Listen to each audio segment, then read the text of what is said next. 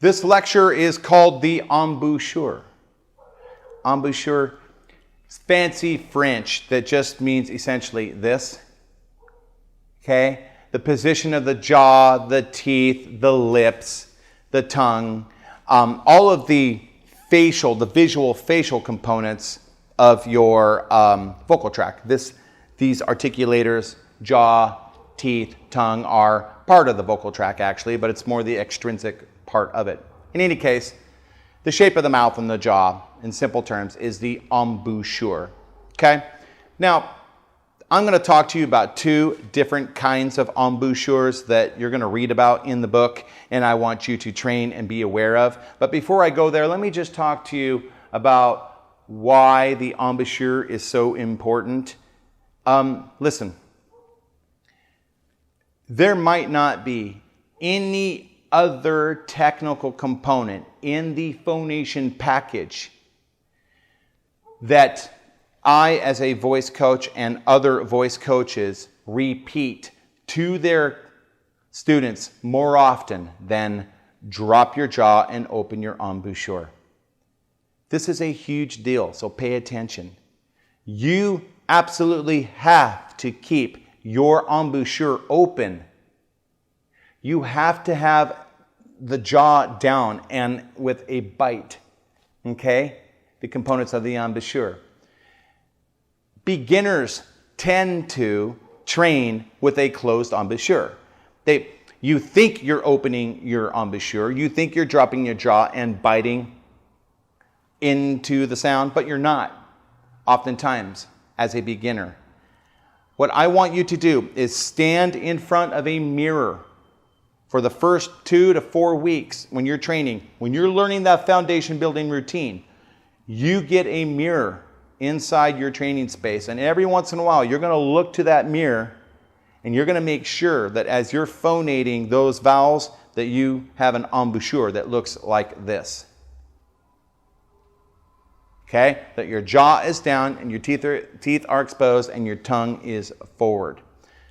If you fail to close and you collapse the embouchure, all the other phonation package components will not respond properly. The compression of the vocal folds, the formation of the vowel, the pitch intonation, larynx dampening, all of these components will crap out basically, and your singing will have problems. You must build the habit of having a wide open embouchure all the time when you're singing. It's that important. Now then, there are two embouchures that we talk about in the 4 pillars of singing, and I'm going to cover them for you briefly now. The first embouchure is the vertical embouchure. The vertical embouchure looks like this. Okay? So, if I was singing an A vowel, it would look like this. Okay? We call it a vertical embouchure because it in fact is it's more shaped in an up-down configuration. Now, the vertical embouchure is great for open vowels when you're singing high. It's great for overdrive vowels, and if you want a more metallic sound color in your singing, you might go to an open embouchure, all right? Or a vertical embouchure. But there's a catch. The vertical embouchure also can tend to make singers move their jaw around a lot. If you're singing a lot with a vertical embouchure, you're going to be moving your jawbone quite a lot. And that's not efficient. The jawbone hinging is just a big clunky hingy thing. And what it does is it makes the formation of the vowels less efficient, and it will contribute to vocal stress, constriction, and problems when you're singing high notes sometimes, okay? So there are advantages with the vertical embouchure. It does tend to kind of open up and splat out on the open vowels such as A, O, A, Ah. These are all vowels that are great for a vertical embouchure when you're singing high notes. However, be careful because you'll have to move your jawbone quite a lot, and that creates a little bit of an inefficiency in your singing. So we have this conflict, right? Sometimes we want a vertical embouchure for certain vowels, but hinging of the jawbone tends to be inefficient. What are we going to do? Well, in the book, I want you to read about the horizontal embouchure. The horizontal embouchure, I would say, is slightly more advanced than the vertical embouchure, probably because it's less intuitive, okay? The horizontal embouchure looks like this. Okay? If I were phonating an A vowel with a horizontal embouchure, I would look like this. Okay, vertical embouchure, horizontal embouchure.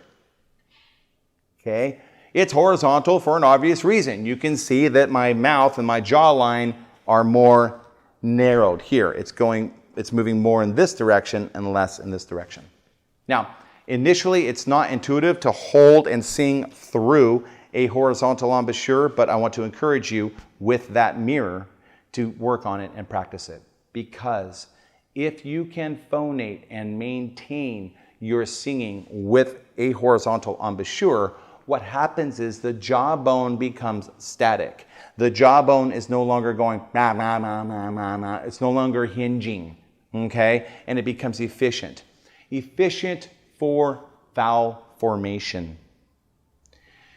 In the book, near the embouchure section, you will read about throat shaping. Throat shaping is the formation of vowels in singing, primarily with the tongue and the intrinsic muscles inside and around the larynx.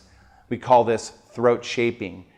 If you are throat shaping, you are not hinging your jaw, okay?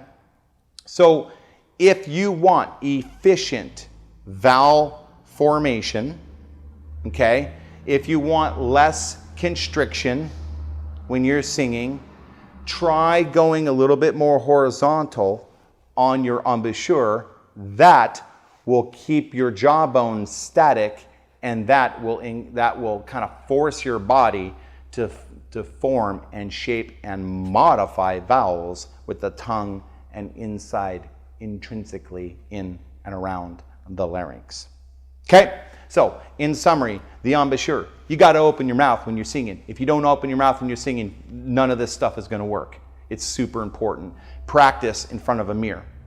Number 2, we have 2 separate embouchures. One is the vertical embouchure. It's great for A, Ah, O, A, O big open vowels, and it tends to help you get good deep placement when you're singing high notes. Nothing wrong with that. It's perfectly fine. However, it does force you to hinge the jaw a lot, and that can become a problem. So what do? You have an option. You stand in front of your mirror and you train vowel modifications and vowel formation with a static jawline inside of a horizontal embouchure so that you can get your throat shaping game on. All right? That's what it's about. That's the embouchure. There's 2 of them. Master them. Understand why we care about the horizontal embouchure, because we want a throat shape for vowels. It's more efficient. That's it. Embouchure. Get after it.